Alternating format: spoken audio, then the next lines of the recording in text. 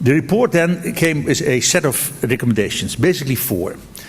The first recommendation was every hospital has a certified safety management system as of the 1st of January 2008. That was the advice in 2004. We said, well, 4 years it should be possible. If you make such a change in Shell, it's 2 years, but, well, it's not managed like a big organization, so we take 4 years. I can tell you, 2008, that target has not been met.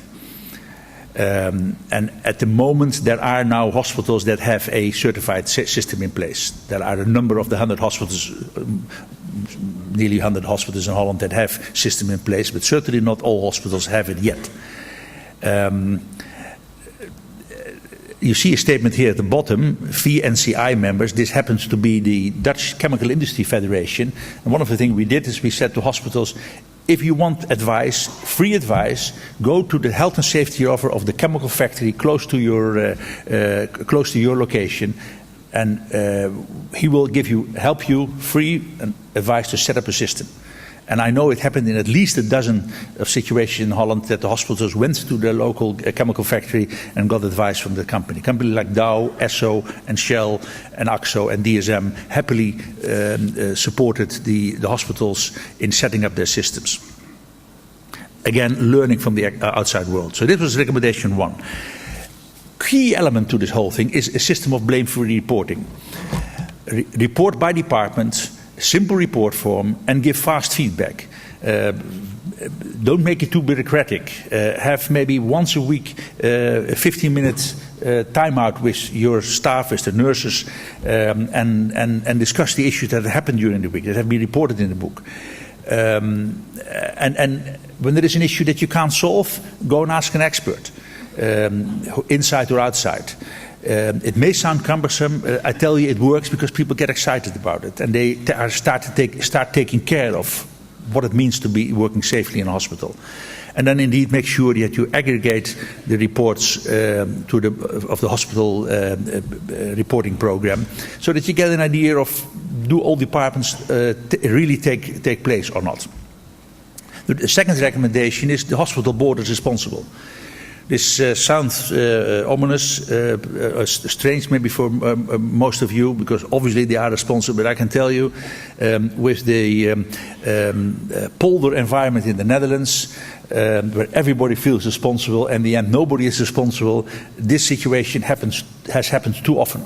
You have the eternal situation of the discussion where you have the commercial director and the medical director, and sometimes it's not clear who's really in charge of the hospital, or if it's a commercial director who is in charge of the whole hospital, the medical people say, well, I'm responsible for all the medical issues, and those issues are not always very clear. In the end, the man at the top is in charge and he has to call the shots, even on safety, even when it relates to medical issues in the hospital. And then we have the issue that a lot of doctors are not formally employed by the hospital in the Netherlands, but they are employed in so-called societies, where the whole society, or maatschap as it's called, is having a contract with the hospital. And there again, they have a sort of very often a too free of mentality, are not supervised sufficiently in the whole issue. That's an issue we found, and I can say some progress has been made in that area, but I think the hospitals still have a long way to go to really make sure that people and the specialists at the moment in hospitals, or consultants as you call them in the UK, are really feeling that responsibility. I say that because when going around, and I'm on the board of one of the university hospitals in Amsterdam here, what we find is that generally the nurses are really taking well part in this whole blame-free reporting system, but the doctors don't yet.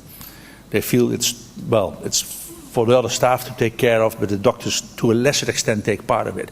And in the end, I think it has to be everybody's responsibility to take properly part of that. So, the hospital board is responsible and has to take steps. I have been pleased that since 2004, the inspectorate, of which Wim is a member of, has closed at times some wards or some operating rooms in certain hospitals, really to make people feel, because that in the end, if you don't comply, the only way to do it is close a sector and let the people feel it in their pocket. And that's in the end what made things happen. And that's in the end the same thing happens in large organizations like Shell. If somebody for the second time makes a mistake, you're out of a job. And I had to do that in my time in the Netherlands here, take a senior staff member out of his job after a serious incident in one of our locations. And it happened the second time, and we found that the root cause was that the way he was managing his staff was in strong part attributable to the way safety was managed in that organization.